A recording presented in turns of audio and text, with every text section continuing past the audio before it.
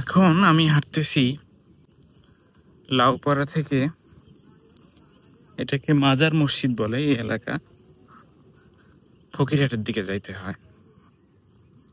এবং এই এলাকার অধিকাংশ রাস্তাই মোটামুটি কাঁচা রাস্তা।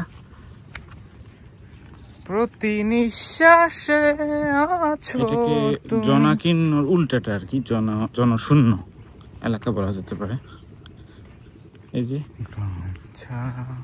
খুবই কম ঘনবসতিপূর্ণ এলাকা আর কি, মানুষের পদচারণা খুব কম এই এলাকায়। মানুষ অনেক কষ্ট করে এখানে জীবিকা নির্বাহ করতেছে এবং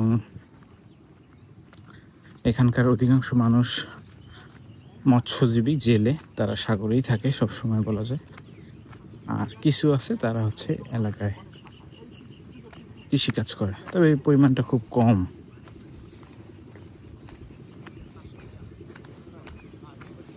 তো আমরা একটা অপারেশনে যাইতেছি, খটকাবাদ বলে, আপার প্যাটেলা ফিক্সেশন ইংলিশে,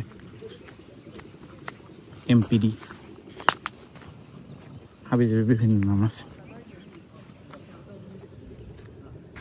খটকাবাত, শীত টানা, আপার প্যাটেলা ফিক্সেশন বা অন্য যে নামগুলো আছে, এই রোগটা হচ্ছে আসলে গরুর অস্থি সন্ধিজনিত সমস্যা। এখানে গরু টেনে টেনে হাঁটে এবং হোঁচট খায়, শব্দ হতে পারে, স্বাভাবিকভাবে হাঁটতে পারে না। এই রোগের বিভিন্ন রকম কারণ থাকতে পারে। সবচেয়ে ভালো যেটা মনে করা হয় যে কারণগুলোকে, সেগুলো হচ্ছে ক্যালসিয়াম বা খনিজ লবণের অভাব হতে পারে, প্রোটিন অপুষ্টি এটা হতে পারে, দীর্ঘ সময় ধরে যদি গরু নড়াচড়া না করে একই ঘরে বাঁধা থাকে সেক্ষেত্রে হতে পারে, পেশির দুর্বলতা বা বংশানুক্রমিক বা হচ্ছে যদি বয়স্ক গরু হয় এক্ষেত্রেও কিন্তু এটা হতে পারে। এর চিকিৎসা, সাময়িক কিছু চিকিৎসা আছে যেখানে ভিটামিন মিনারেল দিলে কয়েকদিন ভালো থাকে, তারপরে আবার এটা হয়। বিশেষ করে শীতকালে সকালের দিকে এটা বেশি হয়।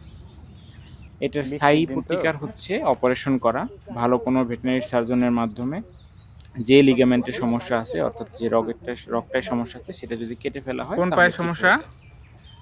আপনারা এটা প্রতিরোধের জন্য ক্যালসিয়াম, ফসফরাস থেকে শুরু করে অন্যান্য মিনারেলগুলো খাওয়াতে পারেন, নিয়মিত হাঁটানো যেতে পারে, বংশ নির্বাচন করা যেতে পারে, আর সবচেয়ে ভালো উপায় হচ্ছে হওয়ার সাথে সাথে অপারেশন করে ফেলা।